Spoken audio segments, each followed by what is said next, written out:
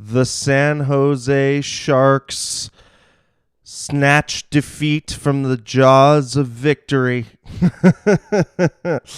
and lose a close one in Ottawa 5-4. We'll talk about that and more after this.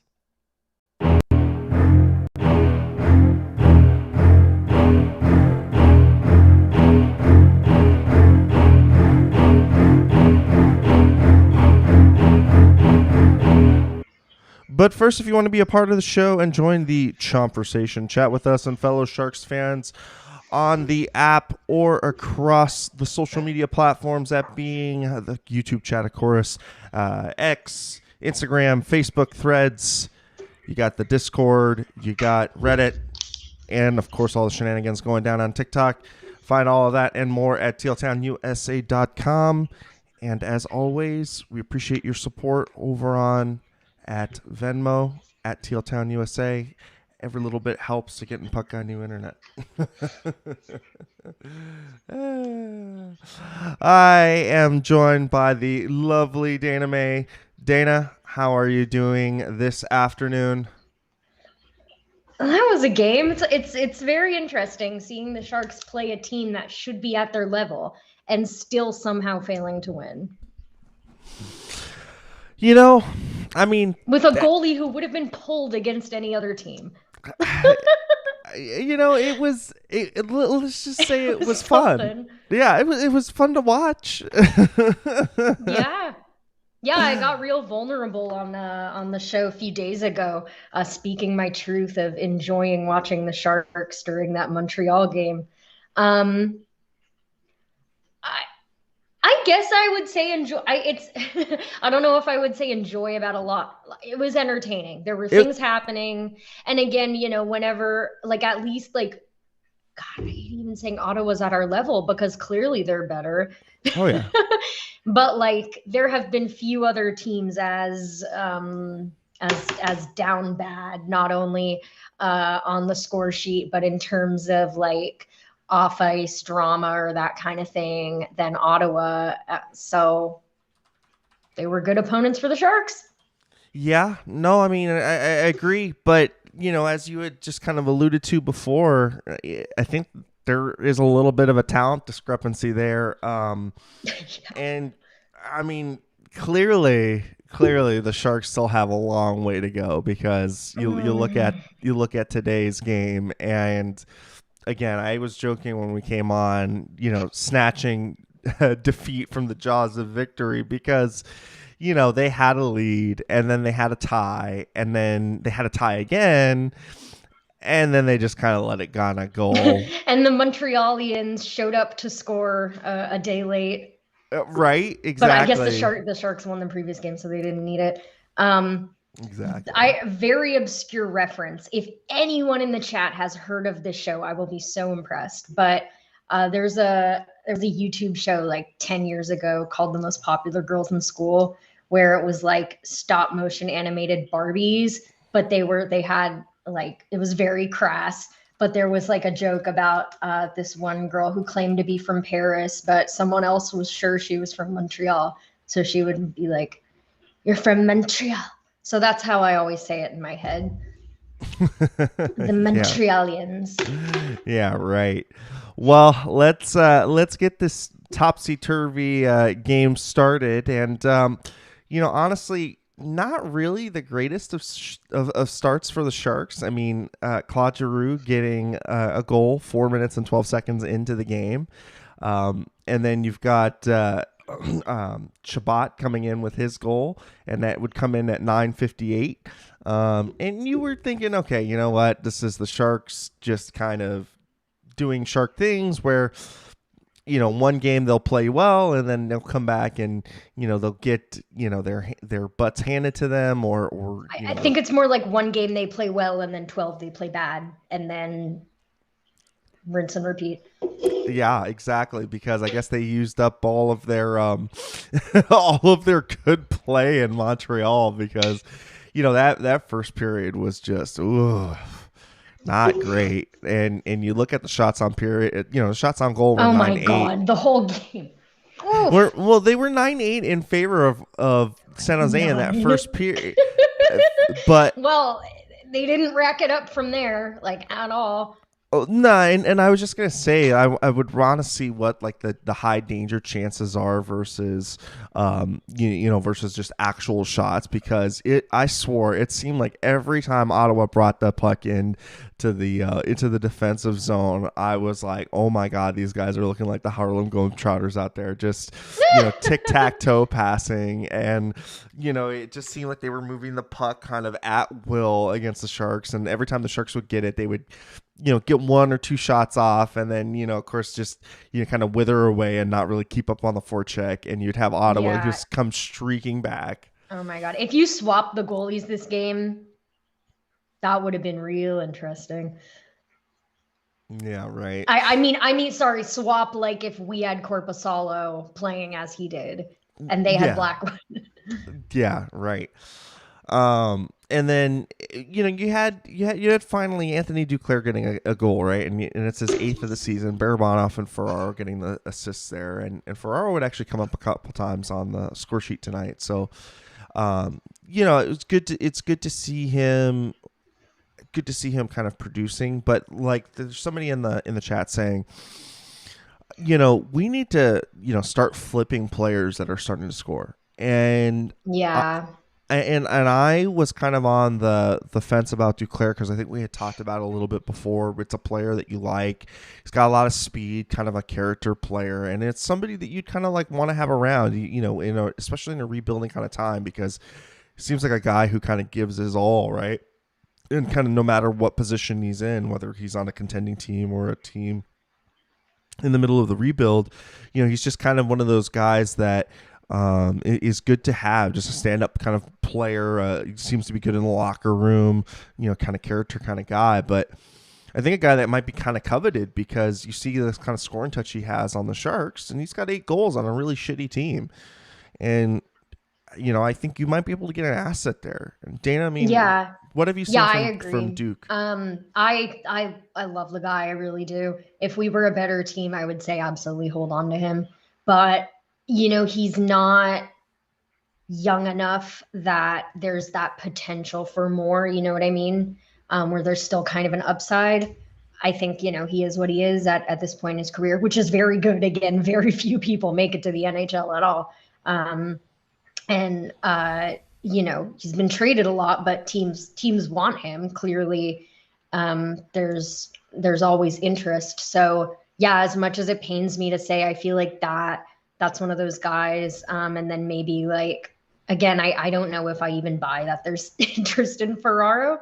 But maybe he knows something. And again, I was shocked to hear there was interest there, but maybe like Barbie, again, another person who I don't want to trade, but.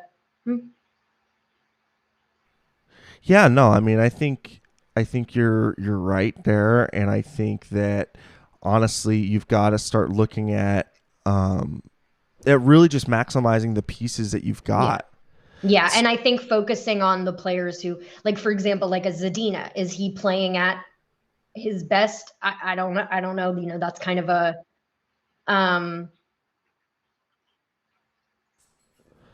So yeah, no, well, go ahead.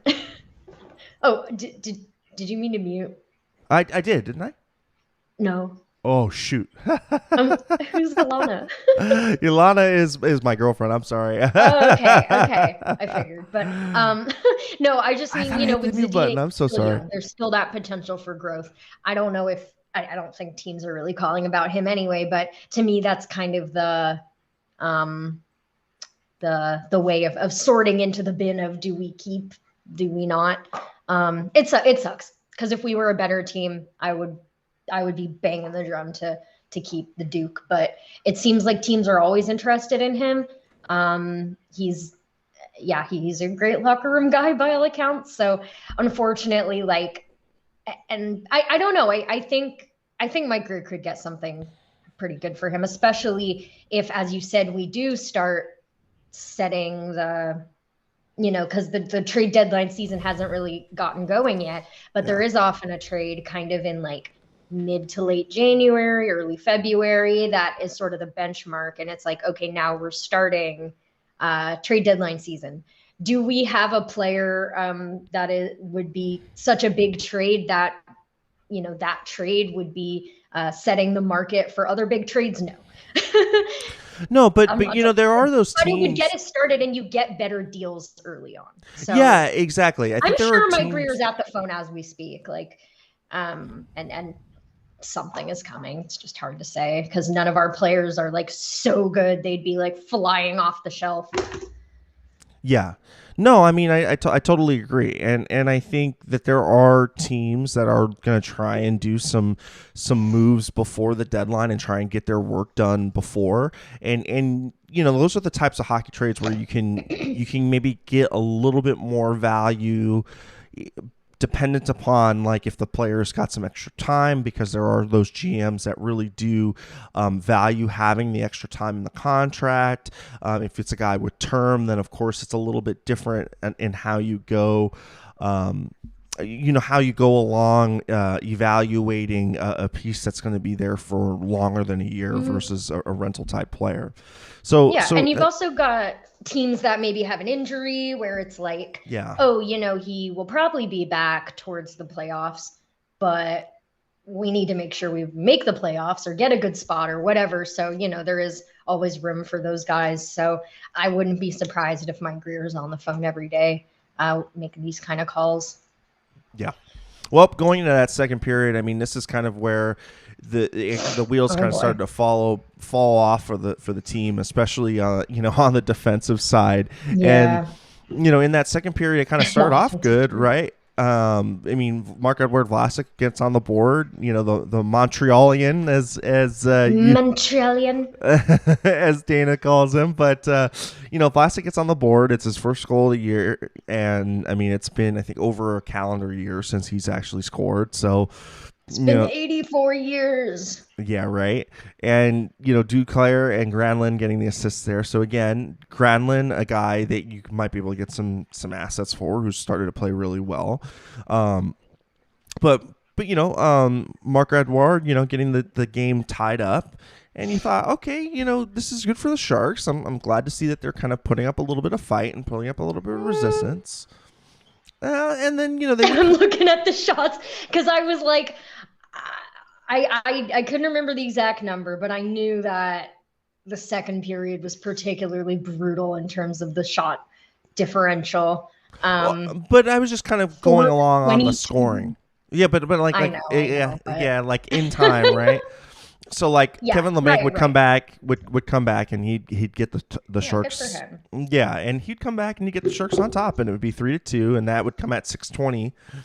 But it seemed like after the Sharks scored that goal, where they kind of gave themselves a little bit of a lead, it was kind of a little bit misleading because, like you had said, the shot total was 4 shots to 22 shots, and it just seemed like after that goal was scored, something kicked the beehive in Ottawa, where it just got them on their horses, because you got Brady Tkachuk then scoring about a minute. 50 seconds later, 7 minutes, 11 seconds. So, 50 seconds later, he would tie up the score, and that would be his 18th of the season. And then they would come back and they would score in less than 4 minutes, the go-ahead goal, 4-3, and Batherson would get his 15th on the season, right? And so you're like, oh boy. I mean, this is the Sharks having a lead and then completely having it melt away within 5 minutes in a period. And not only that, but like you had said, you're just facing an avalanche of shots, and you're just like, yes, the team is bad, but when you make the Ottawa Senators look like, I don't know, a second coming of a Montreal dynasty, and just allow them to pour on like ridiculous 1940s levels of shots or 1980s levels of shots within a period, like you just completely abandon defense. Defensive system. Yeah, there's players, but I haven't seen any like coordination all season.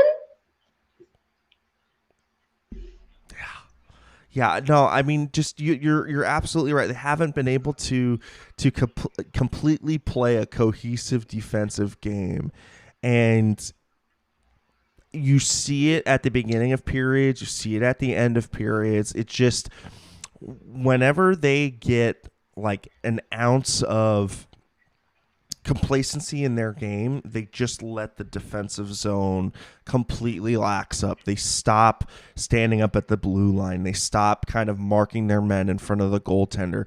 I mean, we'll get into the third period because the third period was even crazier in a way in which it's, the team scored.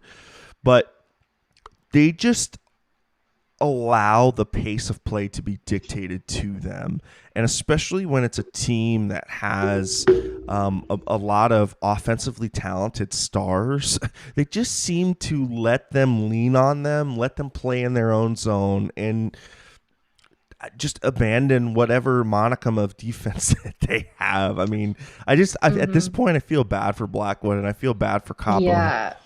Oh, big time. I think because most of the higher talent players are trying to maybe score a ticket to a playoff contender in a month or so. Maybe there's too much focus on the individual efforts and I want to try and show offensive capability. But when it comes to defense, that's not as flashy. That it's a lot more. I mean, obviously you have to coordinate and communicate with your teammates to produce offense, but when it comes to suppressing your opponent in the defensive zone, that's not a place where individual efforts are useful most of the time. And that's so good teams and work Dana, with each other. that's a problem on the coach. Yeah. That's a problem on the coaching. That's true. I mean, right? When you're not getting the guys all buying into the same defensive structure, and yes, we know the team is not good offensively, right? Yes, we know the team has a lot of holes missing in it. But that doesn't mean that you can't play a good defensive game. And that doesn't mean that you can't, hold a team to less than 3 goals. And yet throughout this entire season, I mean, I'm not even sure what the averages are for the amount of goals that the Sharks are allowing per game. But I think my computer might crash if I looked it up. Maybe somebody in the chat can look it up for us. But if you're brave enough. I mean, it's just the goals against are just really bad. And it doesn't take talent to play defense. You know what I mean? It doesn't take talent to clog up the neutral zone. It doesn't take talent to physically, mark men in the defensive zone. Yes, I mean, yes, they're going to be players like a Connor McDavid, or they're going to be a player like Bedard when he's healthy, that have that individual skill set to overpower. Yes, that there are those players. But what I'm talking about is a full defensive structure, where you see the team kind of come back into their own zone, are able to mark each individual opposing player coming into their zone, able to hand off when you've got crisscrossing going on in the defensive zone, able to establish a perimeter around the blue paint so that, if any of their marks are coming into that soft zone in front of the goaltender, that they push them out. Instead, you have the Sharks allowing them to be, allowing teams to come and do a cycle on them, come and post up on the half wall, or just in the case of Brady Tkachuk tonight, just allow to completely bum rush the goaltender and, kind of have free reign. And we'll get into the third period. And it did start off with a little bit of hope for the Sharks in some sense, because you got, Philip Zadina getting his 5th goal, and that didn't come until at 17 minutes into the game. So that made me so happy, and I'm mad now because I had the biggest smile on my face. I hate to admit it, guys, because I like seeing him succeed, but it don't amount to anything. Yeah. Exactly. So Zadina getting his fifth of the season, and Hurdle and Ferraro getting the assists there, and Ferraro again, would have a really good night as far as 3 assists, and really, kind of showing that he can have some some offensive acumen insofar as being able to make a good first pass. But again, it's just been an up and down season for him where I see evidence of his game growing, but I also see evidence of his game regressing. And the more concerning part is the regression, because you see the regression in his defensive game, which has kind of been his bread and butter.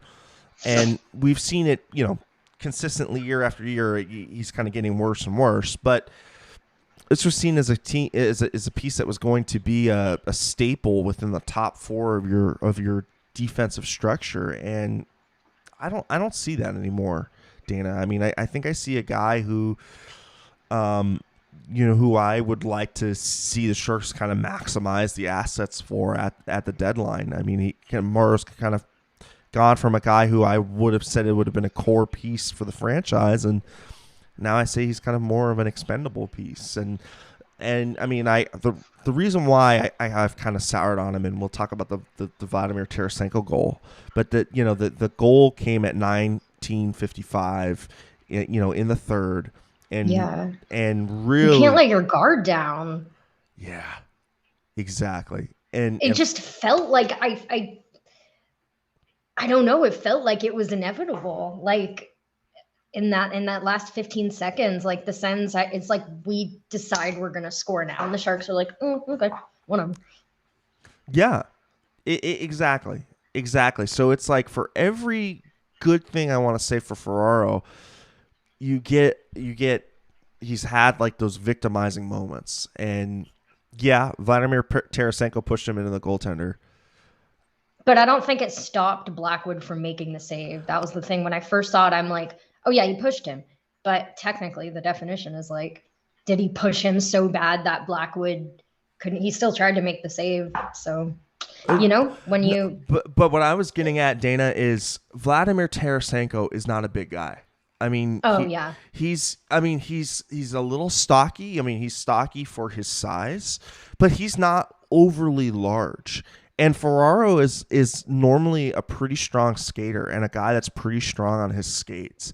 So to be pushed and to be physically moved by Tarasenko, like that to me is more of the issue, is more of the personification of the issue, where the Sharks are just easily pushed around.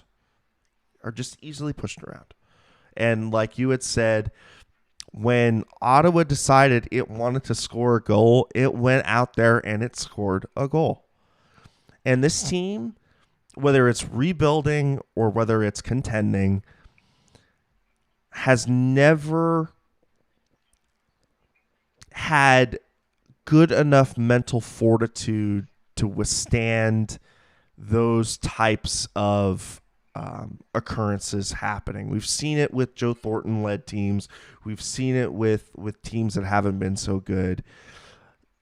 But it's still a consistent issue that I don't know if it's a coaching thing. I don't know if it's a player thing. But at this point, the team, I don't think, can really make steps forward until it addresses that problem of just the pride of no, 100%. That's why it feels, like, we go into the draft excited, but it's like you can swap guys in and out forever. Bailey, excuse me. Sorry, Bailey. Sorry, Bailey got pushed in. Oh, okay. I couldn't remember exactly because I was about to go to the bathroom because I was like, oh, okay, we have OT, but then, nope. Oh my God, what was I going to say? I totally lost my train of thought. Oh yeah. Talking about like the whole,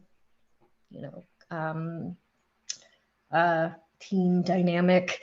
Yeah, that's why it's like you go into the draft, we're excited, but is this a locker room that I'm enthused about having these young players come join and come up in? Not really. And that's why, like, with like Will Smith, like, I'm like, dude, just do another year of college. We love you, but like, I I just want these young players to be as far away from this dressing room as possible, which only makes the team more depressing, I know, but like, it's not the best dynamic. And if you're not gonna play as a team, even when you're bad, you can still try and play as a team, and they've rarely done that. And that just makes me worry about hurting young players' development. Like, if you're going to be a rebuilding team, your priority should be creating an environment that is good for young players to come up in, like, at bare effing minimum. Oh my God. Yeah, and Lacey, you bring up a great point. Thank you for correcting me, and you got it twice. But he had said, look, they've been out there for 1 minute and 30 seconds, and they were gassed, and I totally agree with that, and I totally agree that the circumstances of their shift length definitely aided in Ottawa being able to make that extra push to score that goal. But why were they out there for 1 minute and 30 seconds is the question that I'm asking. It's like at the end of the game, your shift length should be 30 to 45 seconds at max. You know what I mean? And then you need to get off the ice, and then you need to let the next set of defenders come on in. And whether that's eating the puck in the corner, trying to establish a modicum of possession within your own zone, and trying to either eat it in the corner or get it to the neutral zone. I mean, at that point, the game is already starting to wither out, right? So, I mean, yeah, good teams know how to avoid that situation. So, like, I get it. Fair enough. It's hard to do anything when you don't have a lot of energy, but there's a reason that hockey shifts only last so long, and that line changing and that kind of thing is so important to keep the flow of the game going. So what happened. Yeah, no, I mean, but I mean, and Lacey's asking, well, so when do you think they're going to make a line change? And getting feisty. The chat. Blackwood should have frozen the puck, and he didn't. So I mean, I don't blame Blackwood for anything. I mean, it's. I mean, I think if Blackwood maybe is paying a little bit more attention and sees his guys out there, then yeah, he can freeze the puck. But like you're mentioning, there are multiple options here to skin this cat, right? I mean, at that point, everybody on the ice should be aware either A, how much time is left in the game, B, understand where people are at in their shift lengths, and start to understand that we need to establish possession fairly quickly here because we've got a bunch of gas guys. Or you don't completely collapse and allow your marks to enter into the crease just all willy-nilly. I mean, there's multiple ways. There's multiple ways, and I think there's multiple pieces of fault out there. But at the end of the day, you shouldn't be allowing a go-ahead goal with less than 15 seconds left in a game, and we continually come back to the team losing games at the beginning and ending of periods, and it's just. And I think that's at the end of the day that's still something that we see. I think it's still a symptom of larger issues, and we'll move on. You try to take what you can, but I think that this is a movie that I have seen consistently this season that I don't want to have be on repeat anymore. Yeah, this felt like a winnable game despite all the complete lack of shots. Like, you finally got a goalie not on their A game. Like, when I would be coming on after these like LA or Vegas games, I'm just sitting here like they were never gonna win. I can sit here and complain till the cows come home. But with this game, it's like Korpisalo was Swiss cheese tonight. You stayed in the game despite shooting like twice a period, and then flubbed it at the end. So Yeah. it's just like, Yeah. No, I mean, at this point, I don't know what to tell you besides, needing to get more buy-in on the defensive structure, needing to understand, where the puck is at and how much time you got left in a period, and being stronger on your skates.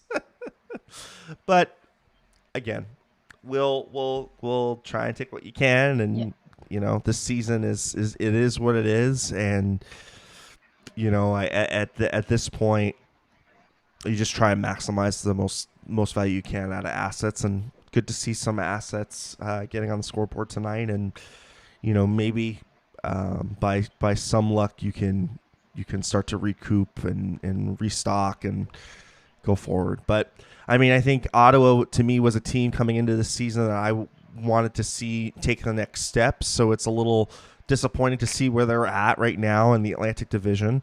But I think that they're on a team that's going to be on the upswing here. And eventually. I feel very neutral about Ottawa, so I'm like, whatever. I think the dynamic there is very interesting with DJ Smith and how it's like, it's sort of his tenure and subsequent firing raises the question of like, to what degree should coaches be the besties of all the players, Well, where do you fall on that? Where do you fall on that? Where do I fall? Yeah. I mean, I think there has to be a balance. I'm gonna be real, guys. Like, I haven't been on a sports team in 13 years, but there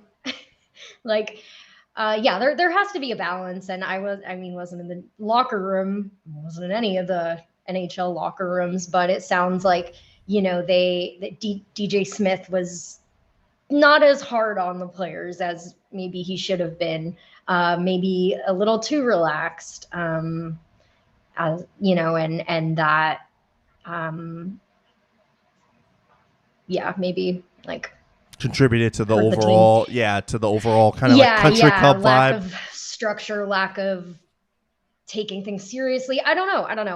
It's just, it's an interesting conversation, especially since like on the coaching front with our team, it's like, I literally can't even say if I think, well, certainly I can't say Quinn is doing an amazing job, because if he was, then they'd be winning a little more. But is he doing a bad job, or is he just trying his best with a team? I was going to say almost completely devoid of talent. I don't know that that's true, but he only has so much to work with. And so it's hard for me to even say what I think of Quinn's coaching job, because it's like, well, even if he were a better coach, like, we'd be up a few more spots. Yeah, exactly. It's of the league. You could have the second coming of Scotty Bowman, right? And the team would still be where it's at because of the talent on the team. Yeah. So, the coach can only take you so far. But I've just been preaching it this season to have good habits, to have good structure. I don't care if you lose, but I'd rather see you lose 3-2 than 5-4 in a barnstormer, or 7-2, or whatever. You know what I mean? Just keep it close. Have some structure in your game. Keep the shots in the 25 to 35 range. Give your goaltender a chance to keep you in a game, and play almost like old school Coyotes, where it was the most boring shit to watch, but at least they weren't getting blown out. You know what I mean? And at least you're able to develop some young talent in a system like that, where it's at least you're not horrible to the point where you're just completely bottoming out, but you're not also playing so loosey-goosey that you're not going to be able to develop a player into a fully formed product, when you are come time to contend. So that's kind of been my whole mantra and my whole edict for the season. And honestly, it just seems like they're stuck in the mud. And if anything, it kind of seems like they're going backwards. But yeah, it's weird to think this game is technically probably in the better half of games the Sharks played this year. Only being beaten by one. Yeah. Yeah. Like, that is so sad. Yeah, it really is. Well, Dana, we've beaten this dead horse pretty well. We're about 35 minutes into it, so let's start wrapping it up, and let's see where the Sharks are going to kind of go on from next. So, in case you missed it and you want to check it out again, check us out on the YouTube Rewind. Hit the like and subscribe button. Hit that bell to get notified every time we go live. And then, of course, check us out on your favorite podcast catcher of choice, that being on the Apple Podcast Store, the Google Play Store. Like I said, the YouTube Rewind. You got SoundCloud, you got Spotify, TuneIn, iHeart, and then Odyssey. And then always the replays are available over on tealtownusa.com. So thank you for watching with us. And again, you know that we regularly go live after every single Sharks game. And then, of course, we got the Pucknologists coming at you at 7 p.m. on Sundays or after games if they're doing an After Dark takeover. But, Dana, where are your final thoughts and what the people can find? Excuse me, I got that mixed up. What are the final thoughts and where the people can find you? I got those inversed. So you can find me on Twitter, Dana May. Same thing on Instagram. And you can follow my cats. I think I've plugged their Instagrams too. I haven't updated them in a bit though. They're linked on my Instagram. Oh, hello. Oh, someone's here. Hey, this is the feisty one, Margie. Ooh. Margie, be nice. Say hi to the nice people. Oh, she's sweet. I promise. She just doesn't like being grabbed randomly. Yeah, if you're in my neck of the woods or any other place being affected by the incoming storm, stay safe, wear your hat, wear your gloves, wear your scarves if you gotta leave the house. But I guess just stay indoors if that's the safe thing to do. Yeah. Oh, we're back. Okay. All right. Well, thank you so much, Dana, and hunker down, stay warm, and like you had said, mentioning everybody over at Teal Town, we're all thinking about all of our of the Sharks fans and just everybody out in the East Coast, just kind of dealing with the weather right now. So stay safe, stay warm. As far as where you can find me, you can use my first name, that's ERIK, last name LANDI, across all of the social media garbage. And as far as my final thoughts go, again, I've just kind of been preaching to have good habits, to have an environment in which your young players can develop. And just trying to make the best of a bad season. And so, you know what? Keep your pets close, and let's keep those. But not too close. The other one's more cuddly. Yeah, right. And let's just hold on to your pets for the rest of this season, because I think we're going to need them. And her face is right next to the microphone.